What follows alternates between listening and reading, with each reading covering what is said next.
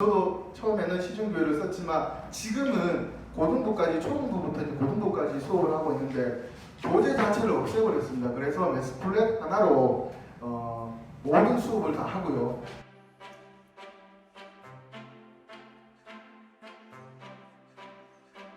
저는 첫 번째 그 문제은행을 사용했던 이유가 뭐냐면은 모든 아이들에게 다 다른 문제를 주고 싶고 모든 아이들에게 딱 자기의 난이도에 맞는 문제를 주고 싶어서 그랬거든요.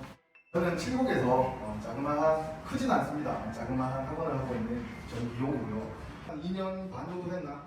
지금 생각하면 좀 어리게 같은데 이제 매스플랫이라는 회사에서 무료로 일주일을 공짜로 써보라고 하는 거예요. 다른 회사는 뭐 하루나 이틀 정도인데 얼마나 자신 있으면 그냥 저기 패드까지 그냥 보내주시는 거예요. 그러는 순간 이거는 일반 사람이 만든 게 아니다 라는 생각을 했어요. 그리고 전화를 했지요. 했더니만 대표님이 개발자 출신이라는 거예요. 그래서 그러면서 바로 등록해 주십시오. 그래서 하루 만에 등록을 했었습니다. 그래서 그때부터 지금까지 이것을 사용하면서 점점 이제 시중에서 저도 처음에는 시중교회를 썼지만 지금은 고등부까지, 초등부부터 고등부까지 수업을 하고 있는데 교재 자체를 없애버렸습니다. 그래서 매스플랫 하나로 모든 수업을 다 하고요. 처음에 수업을 나갈 때는 어떻게 하냐면 기존의 교재를 썼지만 아까도 말씀드렸듯이 교재를 사면 이 아이한테 맞는 책이 정확하게 딱 없어가지고 이렇게 만들었습니다. 이게 약간 표지가 제가 약간 수정했습니다. 왜냐면 이 모든 표지는 제가 디자인한 게 아니라 매스플랫에서 기본적으로 제공해주는 표지인데 조금 다르게 제가 좀 여기 처음 오신 분들은 그냥 그렇게 하시면 되겠다. 아무튼 표지는 따로 만들고요. 이거 치우고 가겠습니다.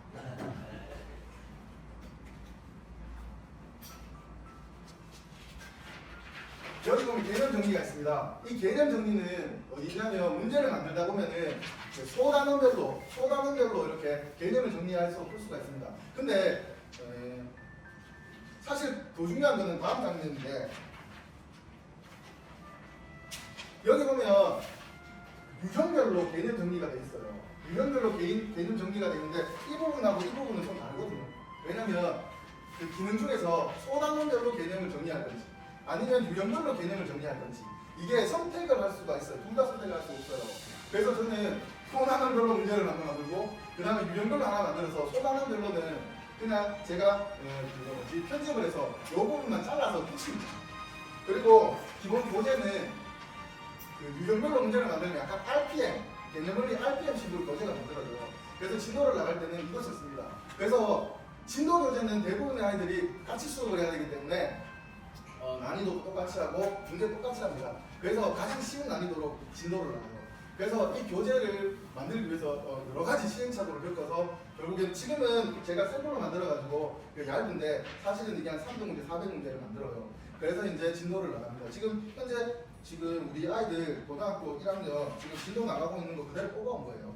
그 다음에 진도를 다 나가고 나면 그 다음에 연습 문제라는 교재가 있습니다. 여기서부터 이제 아이들이 참여를 두고 있어요.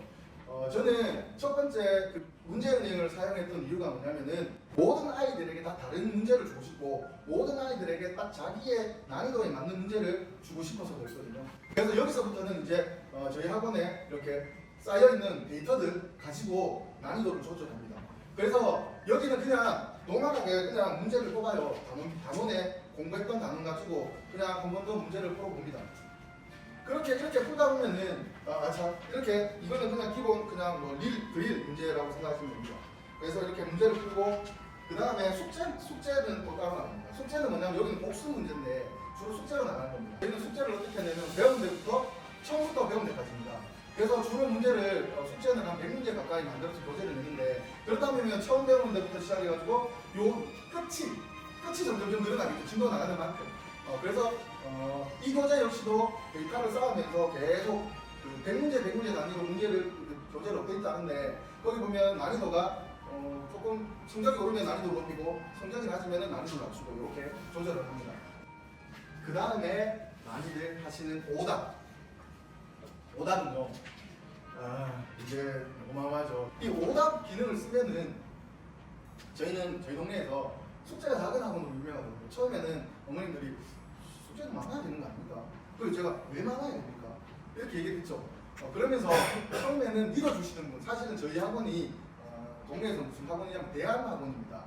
대안학원이 뭐냐면 대안학교죠. 대안학교. 대안학교처럼 일반 시스템이 아니라 조금 독특한 시스템으로 애들한테 공부를 덜 시키면서 수학 성적을 올리는 학원이 유명하거든요. 그러다 보니까 어머니들이 학원을 보내기 위해서는 나름 용기가 필요한 거예요. 왜냐면 안 해본 방식이기 때문에 저게 과연 우리 애하고 맞을까? 하지만 학원에 다니는 애들은 성적이 다 오르는데 그게 또 우리 애는 나는 내지만 또 내 자신이 또 하려면 또 용기가 필요하죠. 그런 학원이. 그러다 보니까 근데 이제 점점 소문이 나고 저는 학원을 이제 5년 정도밖에 안 했는데 광고를 한 번도 해본 적도 없고 전단지 돌려본 적도 없습니다. 입소문으로만 그렇게 나서 지금은 사실 많은 인원은 25명입니다. 25명인 이유가 뭐냐면 제가 이렇게 만들고 하는데 25명이 넘어가니까 힘들더라고요. 그래서 그까지만 맞고 그래서 지금 대기 명단이 많겠죠. 그래서 저희 학원으로 이렇게 그래서 애들한테 협박을 지난번에 말씀드린 협박을 할 수 있는 게 뭐냐면 우리 학원에서 공부 열심히 안 하면 백문제 푸는 학원으로 가 이렇게 얘기하면 애들이 굉장히 열심히 하거든요. 아무튼 이 오답이 기능이 어마어마합니다. 그렇게 풀 수 있는 게 아니라 아까처럼 이렇게 성적만 잘 입력하면 클릭 한 번으로 오답 문제가 만들어집니다. 오답 문제가. 그래서 이 오답 문제 숙제에 대해서 오답 문제를 만들지만 오답에 오답 또 계속 조금 신경 쓰이게 이름 바꿉니다. 오답에 오답 문제, 오답에 오답 문제, 오답에 오답 문제 막 이런 식으로 좀 팔리잖아요. 그래서 오답을 자꾸 줄여나가는 방법. 똑같은 문제뿐 아니라 유사한 문제까지 그렇게 해서 애들을 하니까 성적이 오를 수밖에 없습니다. 올해부터 제가 쓰고 있는 취약 문제인데 이 취약 문제가 뭐냐면은 문제를 제출할 때 보면은 아이들 탭에 들어가서 보면은 이제 오답도 만들 수 있지만 취약 관련 문제를 뽑을 수 있는데 거기에 정답률 단위로 이렇게 소팅이니까 소팅 이렇게 순위가 매겨져 있습니다. 순위가 1위부터 최저 취약부터 쫙 순위가 있어요. 문제를 만들면 이렇게 취약 문제로만으로 문제를 만들 수가 있어요. 그래서 이거를 하나씩 끝에서부터 지워 나가다 보면 몇 번 하다 보니까 취약 문제들이 점점 없어지는 거죠.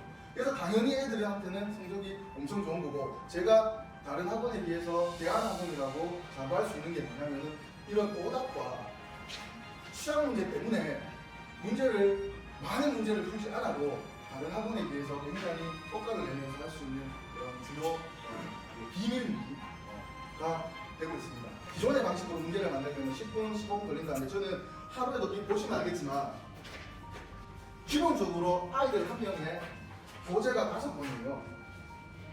이 교재가 5번이에요. 기본적으로. 그런데 아이들마다 5번인데 이게 또 다 달라요. 아이들마다. 그러면 25명이니까 저희 학원 교재가 125번이에요. 어마어마하죠.